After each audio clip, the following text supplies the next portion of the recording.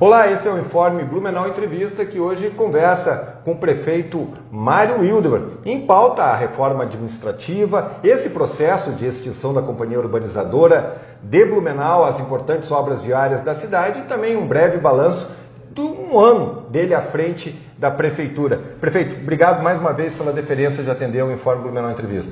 Sempre à disposição, Gonçalves, obrigado aí pela oportunidade de conversar com vocês e todos que acompanham esse canal importante de comunicação. Prefeito, a gente conversou logo no dia que o senhor anunciou a primeira parte da reforma administrativa, que foi o processo de extinção da URB. Já se passaram 21 dias daquele processo. Como é que o senhor tem maturado as reações? O senhor ainda está convicto que realmente era o melhor caminho? Absolutamente convicto. Cada dia mais convicto de que o caminho era esse a ser seguido e que a diretriz foi dada de modo correto para que a gente pudesse estancar uma hemorragia que a cidade estava vivendo de dinheiro público literalmente saindo pelo ralo, e a gente conseguiu fazer isso. Claro que isso é um desafio, isso não é nada contra quem está nos assistindo aos funcionários da urbanizadora, né? É um contexto, um somatório de problema de gestão, de uso político da urbanizadora e que trouxe uma consequência hoje que vamos imaginar o seguinte, de que eu usei um exemplo hoje também, onde eu estive nas rádios, de que você contrata um jardineiro para fazer o teu jardim uma vez por mês e você acorda com ele R$100 esse uma vez por mês, esse dia de trabalho. Chega no final do ano, seria R$1.200. Você pagou R$100, 1.200, mas aí chega no último mês e ele diz para você, não dá 1.200. Eu tive despesa, eu tive imposto para pagar, eu tive máquina que quebrou, eu tive não sei o que, eu preciso de R$2.000. Tá, mas eu combinei contigo 1.200. Não, mas agora eu preciso de 2.000. Era isso que estava acontecendo com a URB. A URB precisava de R$3 milhões por mês para se manter e não conseguia produzir isso. Produzia 1.700.000 na média. E esse 1.300.000 nós tínhamos tirado da saúde, da educação, da assistência social e de outras áreas para suprir esse buraco. Então isso nós estancamos, isso não vai acontecer mais. Agora, tem um desafio lá, que é a conta que ficou, a dívida que ficou, que agora nós já contratamos uma auditoria, e a auditoria vai nos dar esse resultado, essa informação, e a gente vai poder apresentar, inclusive, para a comunidade. Hoje, nós imaginamos, pelos números que nós recebemos do balanço, que a dívida é 60 milhões. Ela pode ser mais, porque não foi calculada de modo correto, ou ela pode ser menos, porque foi calculada de modo indevido, sem usar alguns benefícios da lei. E então, essas dívidas são com o quê? Impostos, fornecedores, em especial INSS, algumas coisas de fundo de garantia e outros impostos atrasados que estão lá há muito tempo rolando, PIS, enfim, impostos que deveriam ter sido pagos e que foram parcelados. Boa parte disso já é parcelamento, mas com parcelas atrasadas. Ou seja, se você atrasa um parcelamento, ele cai, você tem que ir lá fazer um novo parcelamento. É isso que está presente nesse contexto. E a auditoria que nós contratamos externa, né, vai nos dar essa condição. É importante destacar, nós teríamos hoje, com a competência do Rodrigo Jensen, a condição de fazer internamente, mas para trazer toda a isenção, toda a transparência, a gente decidiu contratar uma auditoria externa para nos municiar de informações também e depois confrontar com aquilo que o Rodrigo já fez. A Câmara recentemente aprovou um aporte de 15 milhões, que é para essas questões mais imediatas, em especial das rescisões. 60 milhões, 50 milhões, 70 milhões... Como é que o senhor pensa em quitar isso? Como é que está imaginando a partir do valor da auditoria? Então, dentro dessa questão, esses 15 milhões, os vereadores aprovaram na perspectiva do aporte com fins de nós liquidarmos pelo menos as dívidas imediatas. Quais são essas dívidas imediatas? São a rescisão dos funcionários. Se nós deixássemos passar o mês de abril e para o mês de maio, nós íamos entrar num ciclo vicioso, porque para que eu renovasse os contratos com a URB, eu ia ter que pagar 10 milhões para renovar a CND, senão eu não poderia contratar a URB. Aí eu ia entrar num problema que eu ia ter que demitir os funcionários sem ter o recurso, porque eu estava usando o recurso para botar a CND em dia.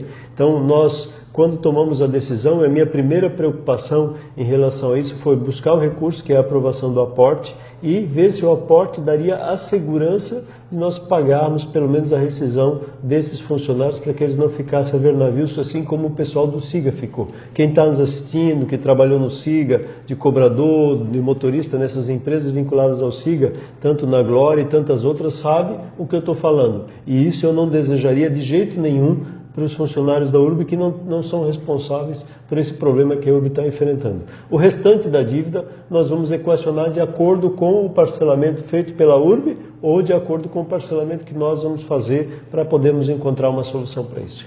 A extinção da URB tem dois impactos sociais bastante imediatos. O primeiro com relação aos trabalhadores e o segundo com relação à cidade em si, porque ela está sem manutenção nesse período. Eu sei que os contratos já estão sendo encaminhados, as quitações com os trabalhadores estão sendo feitas. Eu gostaria que o senhor explicasse como é que está essa situação agora. Então, destacando que a Câmara de Vereadores aprovou essa semana, inclusive, o projeto que dá início oficial e legal à extinção da urbanizadora. Aí a Câmara de Vereadores foi parceira 2 vezes nesse processo e eu quero fazer o registro de agradecimento aos vereadores, porque nós estamos cortando e eles estão cortando a própria carne, estão absolutamente conscientes disso, então a maioria, ou quase a totalidade, foram parceiros dessa ação. E eu preciso fazer esse registro aqui também. Então, dentro desse cenário, essa pergunta, de certo modo, eu acho que você já fez e outros meios de comunicação também fizeram, onde eu disse, olha, a cidade, antes de eu apresentar no dia 8 de março, já tinha problema de roçada, já tinha problema de buraco não sendo fechado, a zeladoria nas escolas já estava tendo problema, tinha a escola ali que estava reclamando, que inclusive tinha cobra na escola, porque não tinha sido roçado o capim que estava lá, inclusive a escola Oscar Umberraum, perto da minha casa, enfim, uma série de problemas que já estavam presentes. Então, quando fizemos isso, eu estou ciente, né, de que o problema só ia continuar. Ele vai se agravar um pouquinho, está se agravando um pouquinho, em especial em relação à alçada, é verdade. Mas é uma fase que nós estamos passando de transição.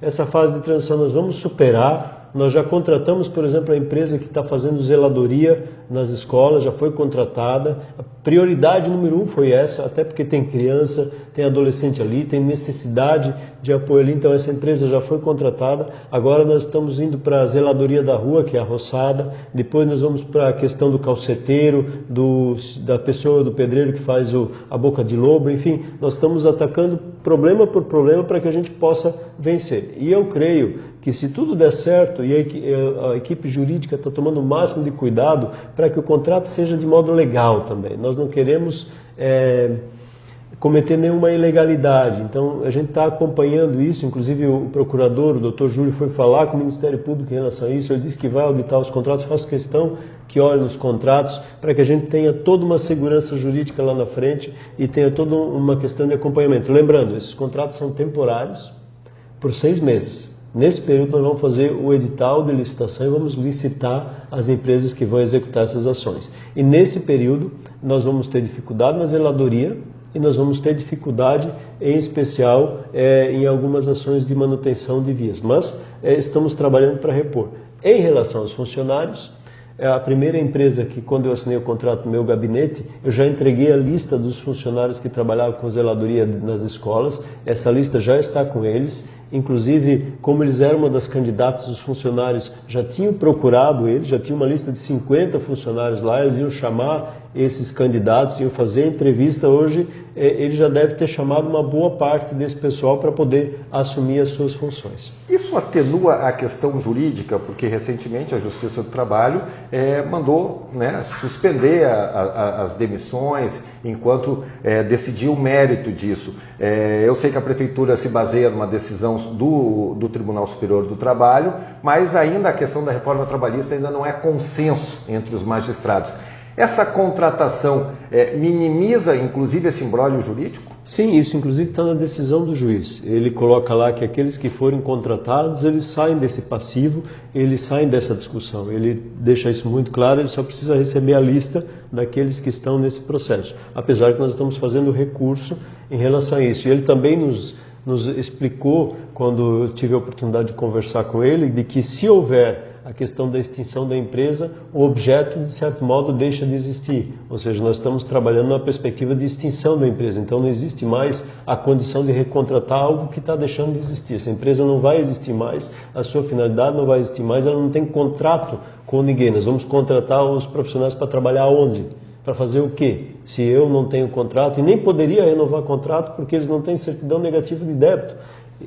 O fato da empresa ser pública isso não lhe dá o direito de eu poder contratá-la sem que ela tenha o seu passivo. Isso sim seria uma ilegalidade. Isso sim é uma ilegalidade, então isso eu tenho que cumprir também, então eu não posso simplesmente contratar. Então esse era o processo que nós íamos enfrentar agora em abril. Nós só antecipamos a solução e, de certo modo, com esse estancar, nós economizamos março e abril, 1.300.000 por mês, 2.600.000, que nós íamos continuar deixando o sangue escorrer. Vamos lá, o senhor citou a parceria da Câmara de Vereadores, né, nesses 2 episódios da URB. A relação com o Legislativo já está mais acomodada, andou meio entre tapas e beijos aí a partir de dezembro, com a eleição da mesa diretora, a composição das comissões, houve um estremecimento da relação. Como é que está agora? Eu sempre tive total diálogo com os vereadores. A relação, de minha parte, nunca estremeceu. Houve, sem dúvida, algumas posições dos vereadores que eu entendo que poderia ter sido diferente, mas hoje está totalmente pacificado, nós estamos com um inclusive ontem era o meu aniversário, praticamente todos os vereadores estiveram no meu gabinete, inclusive vereadores de oposição, a equipe fez questão, eu fui meio pego de surpresa de chamar todos lá e vieram me cumprimentar, então a relação está bem tranquila e a eleição da mesa nunca foi problema para mim, porque tanto o vereador Matias ou o vereador Lanzarin eram meus candidatos, de certo modo. Eu tinha até sugerido para o Lanzarin também ser candidato, ele que não o quis num determinado momento. Então, eu não tenho problema. O Lanzarin, por exemplo, como vereador e como presidente, é absolutamente parceiro não do prefeito da cidade, tenho um carinho por ele, fomos secretários juntos e vamos continuar trabalhando em prol da cidade. Blumenau está vivendo 5 grandes obras do BID e outras tantas que não são financiadas pelo banco. Pelo cronograma, essas obras têm que estar prontas em agosto desse ano. O senhor vai conseguir entregar as 5 ou tem alguma que pode ser prorrogada? Nós estamos discutindo em relação ao cronograma de todas as obras. Eu tenho acompanhado par e passo com o secretário Edson e também com o secretário Paulo França, que assumiu essa função de estar junto à CEMOST, até porque era muito pesado para o Edson tocar essas 2 grandes demandas. Então, o nosso trabalho tem sido par e passo. Nós estamos hoje com um desafio que ainda não está equacionado, que é a Rua General Osório. Então, eu penso que durante a semana que vem, eu vou ter uma informação mais clara em relação a isso, mas no restante, essas obras estão caminhando dentro do cronograma. As 4 devem estar prontas, a pendência é a revitalização do General Osório por causa da desapropriação. É isso, mais ou menos? Também, não só. A desapropriação é um dos pontos, né? Mas nós temos um outro problema que é o contrato de segurança viária, que teve aquela decisão judicial que mudou o processo licitatório. E o processo licitatório vai ser mais longo. Ali tinha uma questão de semáforos também. Isso, e o sistema semafórico inteligente. Hoje, só para você saber, para a gente mudar o tempo de semáforo aqui perto da Vila Germânica, o rapaz tem que subir no poste. Pelo amor de Deus, né? Nós já estamos na era digital e ainda estamos subindo em postezinho para ficar fazendo programação ali. Isso tem que mudar. Ponte Norte-Sul, já se passaram 30 dias que foram abertos os envelopes com as propostas, uma proposta, a vencedora com valor muito abaixo do teto estipulado e até agora a Prefeitura ainda não bateu o martelo. Já ouvi falar que o senhor já estaria pensando em desistir da construção dessa ponte. Se contar, ninguém acredita. A gente tem dinheiro e não consegue fazer obra. É coisa... só no Brasil acontece. Então, dentro desse cenário, nós recebemos mais 2 ações, uma do Ministério Público Estadual e uma do Ministério Público de Contas em relação a pedido de informações em relação à Ponte Norte-Sul. Estou fazendo avaliação jurídica com a equipe em relação a isso e a do Ministério Público Estadual, ela trata da validade do preço apresentado naquela época ter sido aberto o envelope agora, que para mim é o mais conflitante nesse momento. E o Ministério Público de Contas solicita que a gente suspenda o processo de licitação e a obra. Então, nós já ganhamos uma parte com os conselheiros, mas o Ministério Público de Contas está contrário. As ações na Justiça Federal a gente conseguiu eliminar, mas a ação está tramitando e o Ministério Público local também está com uma ação. Então, nós estamos com um grande imbróglio jurídico e eu pedi para a equipe da Procuradoria fazer um levantamento, me apresentar muito claro quais as condições e a segurança jurídica que a gente tem na execução dessa obra. Eu não quero parar a obra com estaca no meio do rio, né, e ficar parada essa obra desse jeito. Se eu não me engano, semana que vem, começo de abril, o senhor completa um ano de mandato, é isso? Dia 5. Dia 5. Qual é a avaliação que o senhor faz desse seu primeiro ano à frente da gestão da Prefeitura de Blumenau? Uma avaliação de bastante trabalho, de bastante entrega pessoal. Nós conseguimos desenvolver várias ações, as obras andaram muito bem, os nossos serviços. Estive agora com o trade turístico apresentando o planejamento do turismo para a cidade.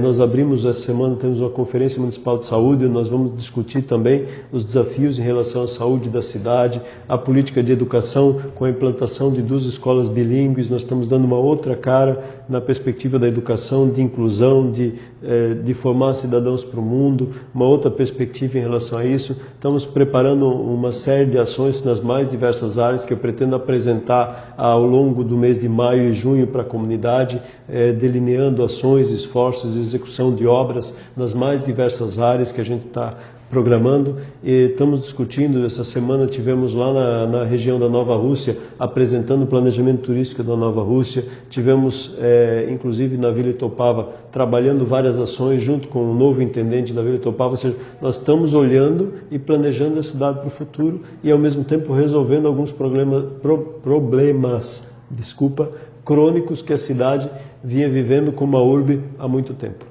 Prefeito, mais uma vez, obrigado pela deferência, parabéns pelo seu aniversário, sei que eu perdi o bolo ontem na Prefeitura, parabéns e obrigado pela atenção que o senhor sempre dá com o Informe Blumenau. Você me abandonou ontem. É verdade, perdi o bolo.